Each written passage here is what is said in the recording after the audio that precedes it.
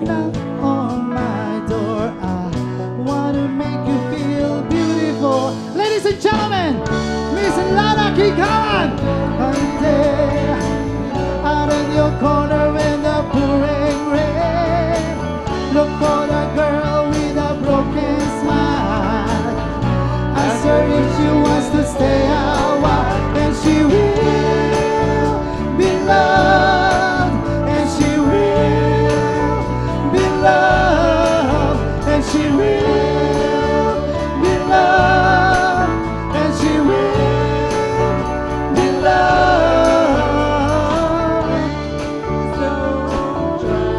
So hard to say good, please don't cry. So hard to say goodbye. Ladies and gentlemen, Lara Kikawan, who gives so much pride to the Filipinas.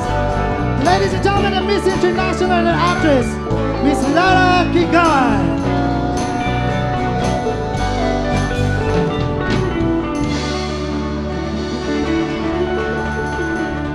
You will always be loved. Thank you so much, Jojo. And of course, Dynamics Band. Palakpakan naman po natin ang napakagaling na bandang ito. Hello po sa inyong lahat. Magandang gabi. Gabi na ba?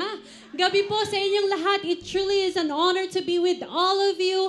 Happy Pinoy Fiesta po sa inyong lahat. You know, it's really beautiful to see tayong mga kapwa Pilipino to gather together, to celebrate, and just be with each other. Kaya maraming salamat po sa pagpunta nyo dito today at sa pagsuporta sa event nating mga Pilipino.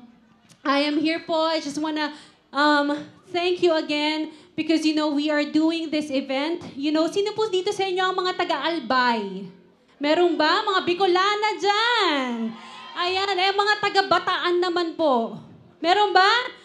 Oh, parang konti lang, pero meron doon sa dulo. How about sa Aklan? Ayan, mukhang marami tayong mga taga-Aklan. Pampanga! Nako, marami rin. Metro Manila po. Marami rin. Alam niyo po, last July 2024, pumasok ang bagyong Karina sa Philippines, hindi po ba? At ang dami pong naapektuhan. At yung mga binanggit ko pong lugar, sila po ay konti lang doon sa mga naapektuhan ng Typhoon Karina. At ang dami-dami po talaga nating mga kababayan na nawalan ng bahay, nasiraan, at marami rin po yung mga nawalan ng mahal sa buhay. So thank you so much po for being part of this event kasi part of the proceeds po dito will be used as a fundraising para sa mga naapektuhan ng Typhoon Karina. And for more information, if you want to know how else you can help or donate, please just go to one of the organizers, right, Jojo, and ask them how you can support yung mga naapektuhan. Or you can even go to Operation Blessing, which is part po ng CBN Asia na tumutulong din sa mga nasalanta ng bagyo and other kababayans natin na in need. And of course, I want to take this opportunity din. Meron po silang booth dito, ang ating Miss Universe Philippines. I am from Binibining, Pilipinas, but of course, we support each other. Mga gustong nating mga young ladies who wanna be beauty queens themselves. There is a booth of Miss Universe Philippines here that you can go to and ask if you know anybody or if you wanna be a beauty queen yourself. Diba? Please go for a screening. We have the screening here in Vancouver this November 17. And I think meron pong online screening happening now if you just go to their website or you can email missuniversephilippines.ca. Ayan, ako, thank you so much po. Pero I also want to take this opportunity. We have an event as well. Ayan, sorry po, may kodigo ako, ha?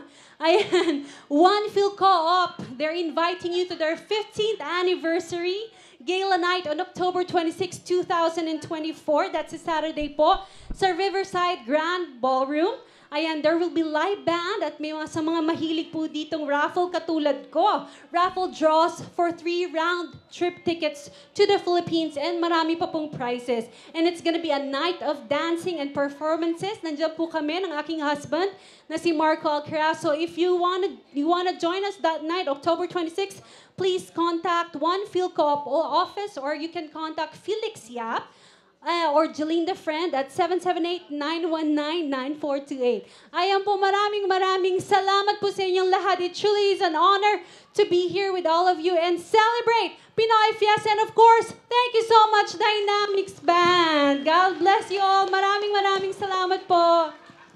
Thank you so much, Lara. Because you know, Lara, I think that's part of being a beauty queen. You have to give back to the community, right? Because now we are promoting the fundraising event for that. Yeah. And I think they also wanted to know how it feels to be Miss International. For those of you, ayan, naano ko kasi ang dami ko pong nakikitang mga kabataan. So yung mga iba dito, even yung mga nakakasama ko, nung nanalo po ako ng Miss International, hindi pa sila pinapanganak. O kaya baka mga batang-bata pa sila. So I won Miss International in 2005. That's almost 20 years ago. So, you know, I am really grateful talaga to God for giving me that opportunity. Talagang nabago yung buhay ko and ng family ko. And I'm just really grateful to have represented the Philippines in the international pageant. Yeah, thank you. You give so much pride to the Philippines. And one thing more that I want to know. Are you based now here in Vancouver, or you're still going back to the Philippines and be an actress or something? Yes. So our family moved here last year po. Me with my husband. Meron na tayong the Vancouverites again na na-recruit. That's right. Minsan po baka nakakasabay ko kayo sa SkyTrain. Minsan po may nakasabay ako sa SkyTrain, magkasama sila, nag-aaway sila. Sabi nila, si Lara yan. Sabi nung isa, hindi. Sabi, si Lara yan. So nag-aaway talaga sila, hindi sila sigurado kung ako ba talaga to. Nahiya naman akong sabihin, ako nga po. Ganyan. So hinayaan ko na lang silang mag-away. So kung nandito man yung nakasabay ko sa SkyTrain, ako nga po yun na nakasabay nyo. No, but kinukonsinti mo pala yung nag-aaway. Hindi naman, nahiya lang ako. But you know, it's really a blessing for me and my family to be here. My mom's here, my 2 brothers are here na rin. For the longest time, we've been coming here na. My husband and I were married here last 2011. So matagal na po kaming kasal ni Marco. So it's really good to be here and to raise our 3 boys. I have 3 children. Their names are Noah, Tobin, and Momo. So they're 11, 5, and 3. So it's really wonderful to be here. How about your acting career back home in the Philippines? Are you still planning to go back there or just settle here? Or something? As the Lord wills. You know, syempre hindi naman mawawala yon. And I'm still thankful kasi I think they're still airing The Killer Bride. So it's ongoing. So hindi natatapos yon. And I do miss it. But I'm also enjoying my time with my family here. Ayan. Sino po ba sa inyo nanood ng Killer Bride? Alam niyo po ba yan? Hindi naman po kayo galit sa akin. Okay. Baka kasi, nung time po kasi na pinatay ko si Fabio, pinatay talaga. Nung time na kunwari, pinatay ko si Fabio, ang dami pong nagmumura sa akin, ang dami pong galit na galit sa akin. So sana po hindi naman po kayo galit. Ayun. So, do you have any message to them?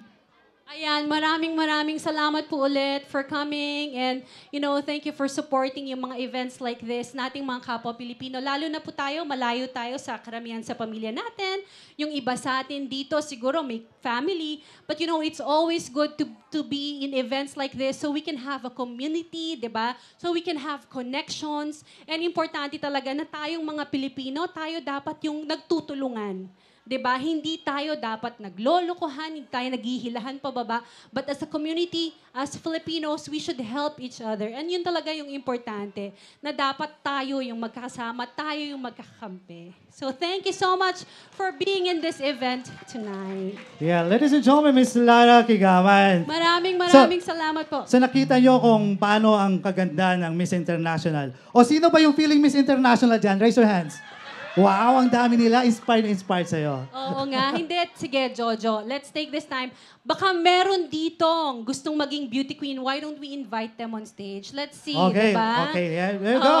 Or baka may nakikita kayo sa paligid nyo na parang pwede itong lumaban, Yeah. ano? May age limit ba? Sa Miss Universe Philippines, they don't have an age limit. Pero palakasan ng loob ngayong umakyat, may age limit ba? Oo, yan. Baka merong gusto, tuturuan natin sila. If you wanna go up. Siya po, Mrs. Beauty Queen, Mrs. you are Beauty Queen. welcome. Okay, come on, Please come on. come up on stage. Come on stage para makita nila yung Ayan Mrs. ang Beauty iyong Queen. beauty. Come on. Dito. Walang yan. Minsanan mo lang makatabi si Lara. Go. O sino pang gustong maging beauty queen? If you look around and you There you see go. around, parang maganda tong batang to Tingnan mo, or tinutulak. babaeng to. Tinutulak ng boyfriend yata yung one. Sa'yo, umakyat ka na. Naku, pinapamigay ka na ng boyfriend mo. Okay, sino na? This is the opportunity to have a photo up with the Miss International. Palakasan na yan ang loob yan. Pero, Mga magagandang Pilipinas. Pero maganda naman Hello talaga po, kayo. Mami. Ano po sino ba yung pangalan? magaganda sa inyo? Ayan. Umakyat ka. Come on. Ayan. Oh, ayan. Sino ang lalaban sa kagandahan? Ano ba yan yung mga, di ba may mga swimwear na ba yan? Hindi Oo, pa? best in swimsuit competition. Swimsuit competition na yan. Oo. Yan. Okay yan. O, sino pa dyan? Yung mga magaganda. Akyat na. Come on, guys. Sino dyan Come on. ang mga panglaban? Yung mga panglaban sa Miss International dyan. Ayan. Come on. Ayan. Akyat na. Huwag magkayan. Yan. Pwede. Ayan, come on, mga magagandang Pilipina. Umakyat na kayo. Umakyat na. May group photo na kayo dito. Oo. Okay. Sino gustong umakyat? Ayan, umakyat ka. Akyat na. Come on, Mars. Ayan. Dami na nila. Ayan. Hello po. Okay, akyat. O, dito.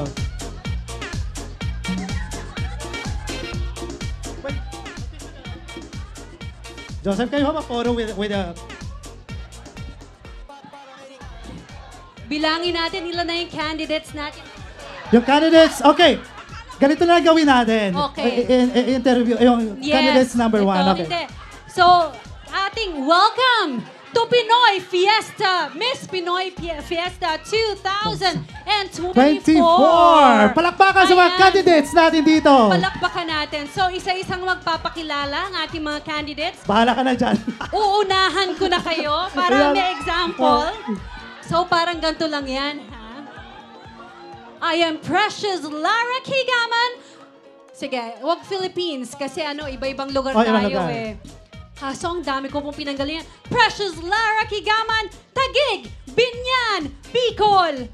Ayan, ang dami. At saka Yay! Cebu na rin kasi yung husband ko is from Cebu. So, ganun ang pagpapakilala natin, ha? O, simulan natin. Please welcome candidate number 1. Palakpakan kayo dyan! Candidate number 1! Joyce Hufana from Cavite, Philippines! Yay! Woo! Candidate number 2! SP Casillo from Batangas, Philippines! Yay! Candidate number 3! Cynthia Carter from Bicol, Catanduanes! Yay! Beauty number 4! Good evening! I'm Angelita Ustan Baldomero from Katipunan, Buruanga, Aklan, Philippines! Yay!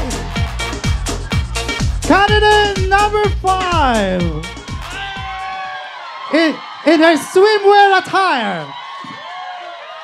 My name is Virginia Archie, and I live in Vancouver, of course, but I mean, originally from Bicol, Oragon. Yay! Ang mga Oragon! Nandito na!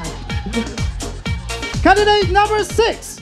My name is Athena Taquito, and I'm from Canada, BC. Yay!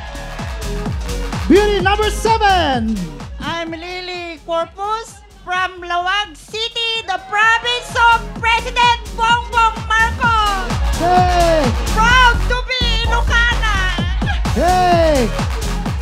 And the youngest candidate number 9. I am Junior, and I'm from Canada, BC. Yay! And ladies and gentlemen, the last but not the least, candidate number 10. Hi, I'm Cecilia Cel Passion Cabuso from Pampanga but live here in Canada. Okay, so I don't know what's next with this one. Let's give it to the beauty queen. Wow! Palakpakan naman po natin ang ating mga naggagandahang kandidata. Ayan. O, dahil nandito kayo sa stage, may question and answer portion. Ala, bahala kayo dyan. Labas na ako Okay. doon. Labas na ako yan. Okay. Handa na ba kayo? So, meron lang kayong 2 seconds. 2 2 seconds. seconds. Yes. Yes and no answer ba yan? Para 2 seconds. sagutan. Okay. Sige. Ano bang magandang tanong? Paano mo ipapaliwanag ang kulay asul sa isang batang walang paningin? Or how can you describe the color blue? Ang hirap, ang hirap. Sige, wag na. May gusto raw sumagot dito. Anong May sagot? gusto sumagot. Anong sagot? Color blue, just like tell them that the color of the sea is blue and the sky. Ayan. So, Yan, hindi Kaya- pala mahirap. Tama. Madali lang pala. kaya kung gusto niyang lumipad at lumangoy, kulay blue yon. Diba? Correct. O sige, isa na lang na question for everybody. For everybody. Sino lang gustong sumagot? Wala namang sa Oo. pilitan. O sige, ano ba? May mga booth tayo dito ng mga pagkain, ano? O sige. Kung kayo ay isang uri ng pagkaing Pilipino, anong klaseng pagkaing Pilipino kayo at kakainin nyo ba ang sarili nyo? Oo o hindi. At bakit? Okay. O, sinong gusto sumagot? Ayan. Magandang question Yeah, yan. anong hindi ba? klaseng Pilipinong pagkain ka? Oo. Kapag napili mo ba, kaya mo bang kainin sarili mo? Oo, sa sobrang gusto O mo yan. ipamigay mo na lang yon. Kalderetang Batangas po. Kaldereta.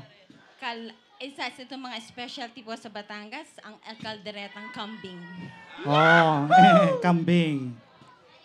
Kakainin mo ba ang sarili mo bilang isang kalderetang kambing? Oo, hindi. At bakit? Hindi po.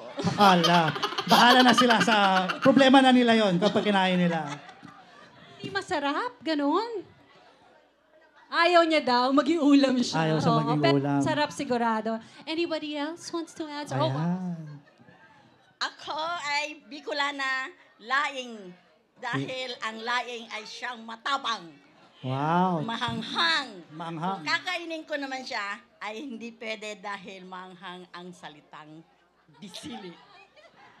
Yan, manghang. Oo, ayan. Sino ba? Ito.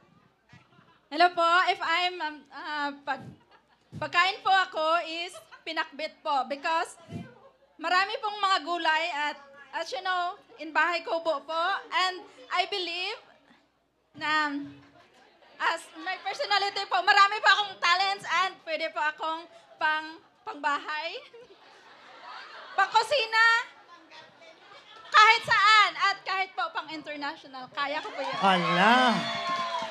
Oo. Kaya napunta dito sa Canada, international. Ayan. Pinakbet sa... Ako naman ay pinakbet dahil Ilocana ako. Pinakbet ti Ilocano na imas. It's good for health. Hello po, ako gusto ko, taga Pampanga po ako.